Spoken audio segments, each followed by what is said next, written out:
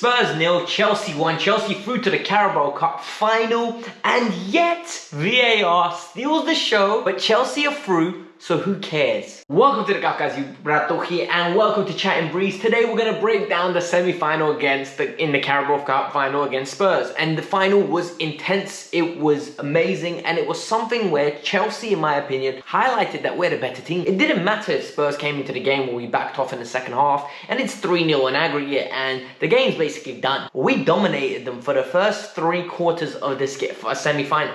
Absolutely pummeled them, literally emasculated, annihilated, horrifically beaten this team. We were fantastic in every department apart from the goal scoring. Literally, we were the better team from head to toe. There was a no contest. This was a boxing match. They would have stopped it. Let me throw that cliche in there. Let's get into this review. But before we get started, I need a massive favor from every single one of you. If you're happy we beat Spurs, hit the like button. If you're happy Antonio Conte's wig is falling off, hit the like button. And finally, if you're happy that Chelsea are going to be playing either Arsenal or Liverpool in that final, hit that like button. It goes a long way. Let's aim for 500 likes and let's keep it stepping with the video. Alright, so the lineup comes out and I'm like, wow, this is very exciting. This is interesting. I was very surprised with how positive and strong Tuchel went. But the thing is, we're always strong. When our whole squad is fit, we are actually spoiled for choice in the midfield. We're spoiled for choice in the front areas. Yes, they're not productive in the front areas, but we have got good players, good team sheet. If you looked at our bench, it was phenomenal. Sarr played left back, played very well, and I'll break down his performance later on. It'll be towards the end of the video. Lukaku started again. Don't think he had a great game. We'll talk about that. Hudson-Odoi and Mount in the wing positions. Werner had a good game in my opinion. A lot of people critical of Werner on Twitter, but I think he had a very good game. And yeah, Kepa was in goal. Solid game from Kepa once again. We will break him down as well. So let's get into the game. Spurs came out, man. Spurs came out and they literally, you know, that hurrah. They had Shite Hart Lane pop in. Everyone's happy. Come on, we're getting a nick and early goal. 1-2, long ball from Rudiger. Lukaku takes it down on his chest. Best thing Lukaku did in the whole game. And he absolutely out-muscles Davinson Sanchez. And he goes in, takes a shot, that Cudicini kid or whatever his name was, saves it. Good save from him. And Chelsea were in a pop-in mood, man. We rode the storm for the first 5 minutes, and then all of a sudden you start looking across and you're like, what's going on here? What's going on here, geezer? What's going on? But Chelsea regained control. Kovacic and Jorginho bossed the game head to toe. We were clearly the better side, and it paid off at the end. Chelsea had 2 opportunities to score before the goal eventually came. The first one was a good one where Chelsea had some nice, neat combination play where Werner gave it to, the Lukaku. Lukaku flicked it around the corner. Werner runs in behind, crosses it across. Hudson-Odoi goes to hit the ball, but the ball goes literally through him or it was behind him, and it dropped to Sarr. Sarr takes the shot. Then another opportunity occurs where Werner and Cho are on the edge of the area. Werner cuts in, takes the shot. Cho was asking for it, goes for a corner, and then the goal occurs. The goal occurs from a corner. We are potent from corners. We've got strong, big centre-halves who are ready to get up there and header the ball. And they do it very well when they attack the ball and they're not being hissy-fitty around. Rudiger comes out, beautiful header. Keeper's in no man land. He comes to clear it. Nah, mate, you're not getting it. Inexperienced goalkeeper. Mistake. Chelsea 1-0 up. Rudiger's popping off. He's happy. And he had a good performance so far. I think it's important to see how well Rudiger played today, especially in the back 3, in the middle of that defense at times. All round, he had a very good game, and it was interesting because Sarr would shift in, Rudiger would go in the middle, Christensen would pull out wide, and they kept on doing this. It went from a 4 to a 3, a 4 to a 3, consistently, and they played very well. Then Rudiger done something that was very silly. Lucas Moura, I think it was, who was running away from him, or Harry Kane, I'm not too sure. Rudiger runs with him, and before he goes into the box, Rudiger slides in, and I'm like, this is Rudiger from 2018. Like, it really frustrated me because I'm like, what are you doing? There was no need. Just keep running alongside him. You don't need to win that ball. You don't need to be over-aggressive. And guess what? He was a little bit over-aggressive, but VAR cut in. And for me, VAR cut in and everyone knew it was outside of the box. They dragged it out. They tried to give that penalty. I'm telling you, they wanted to give that penalty, but they couldn't.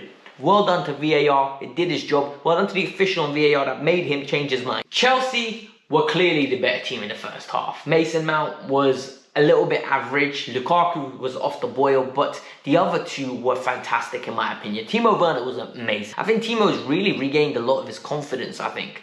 He's playing with a little bit more precision. He tried a little chip again today. He's running off the ball. He's taking people on. I don't know whether Spurs are that bad with Tanganga and Emerson, or Werner is just slowly regaining some form and some optimism, and I like that. I think it's important that a positive Timo Werner links up with Romelu Lukaku, who in my opinion had another bad game today. Let's talk about him. I think he was shocking again today, man. He had 3 opportunities today. One skied over the bar, one where he took it very well, should have scored on the chest, and then there was another little slice effort.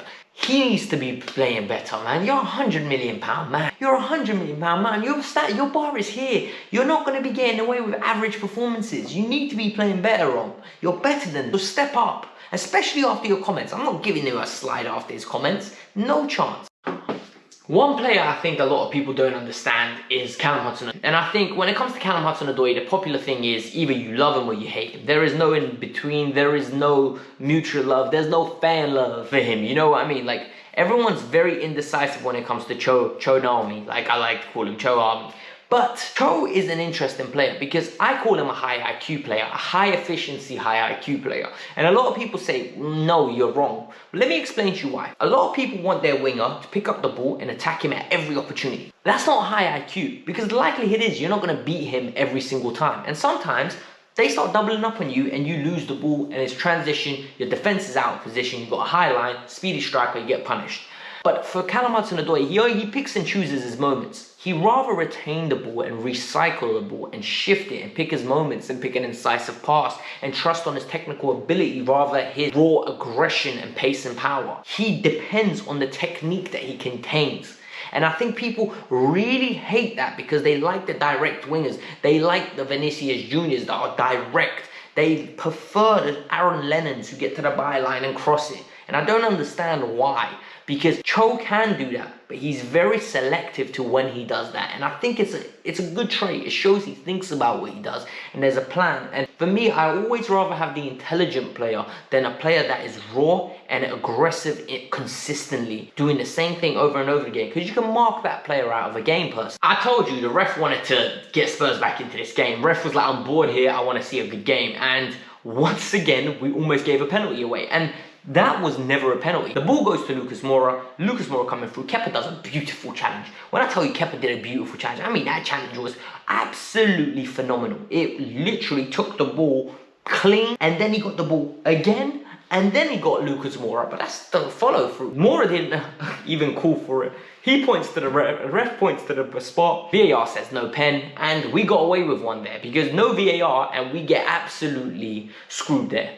That they get 2 goals, all of a sudden it's 2-1 and what's going on here, huh? Sales are up, they believe in themselves, Shite Hart Lane is popping off, but it didn't happen. I think Kepa had a good game all around. Kepa was very positive in a lot of things that he did. Kepa was very aggressive in a lot of saves coming out and he was very confident with his feet, sometimes too confident. And there was an incident where we almost conceded because of Kepa, man. And the reason we almost conceded because of Kepa was because Kepa passes the ball to Jorginho and Jorginho is not in the right moment, man. Jorginho was not in the right place. He was under pressure, should have never received that ball. Sometimes you give the ball to players that are too composed and it ended up being one of those situations. So guess what? We lost a ball. It goes straight to Harry Kane, who's offside, but he scores and they had to check it. And the reason he was offside was, some people don't know the etiquette of football, by the way. You need to have 2 players in front of the ball for it to be onside. And they had one defender and the other defender played him offside because Kepa was out of the picture. So happy days. After that, the game was quiet and now we're going to talk about Malang Sarr. Peeps, I'm going to tell you now and I'm going to be honest. I am nothing but fair. I speak the truth 97% of the time because I'm right 97% of the time. I'm wrong the right 3 times and the other 3% when I don't speak the truth is banner, alright? But realistic, and I'm being honest, I criticize Malang Sarr a lot because I think he's not Chelsea quality. But I give credit to players when they perform well and when they earn respect. Today's performance from Malang Sarr was fantastic. It's another performance where I go, bro, if you can sort your inconsistency out, you could have a very good career. I'm not saying at Chelsea, I'm saying maybe at Premier League level, mid-table Premier Leave club, have a very good career. Because from Malang Sarr, so far I've seen the Brentford game where he was absolutely amazing. I've seen this game where he was amazing. Then I've seen poor games from where he's been absolutely pony. So for me, it's like, what do we see and what do we do with Malang Sarr? Well, we give him credit when it's deserved, and he had an outstanding game going forward. Yes, he's not the best, almost organic wing back or full back, because he's not a full back, he's a centre back. He's a good defender, decent on the ball defender. So we have to be respectful, and we need to have levy our expectations to a certain level and keep him there, and not allow it to get too excited, but not at the same time bash him when he doesn't meet it. So well done, great performance. Everyone, this was the end. We beat Spurs. We've gotten to the final. We dominated them over 2 legs. Now we need to get 3 points from them again when we play them in, I think, next week. Peeps, hit the like button, subscribe to the channel, and let me know your thoughts. Peace out. I'm out. Bye. Arrivederci.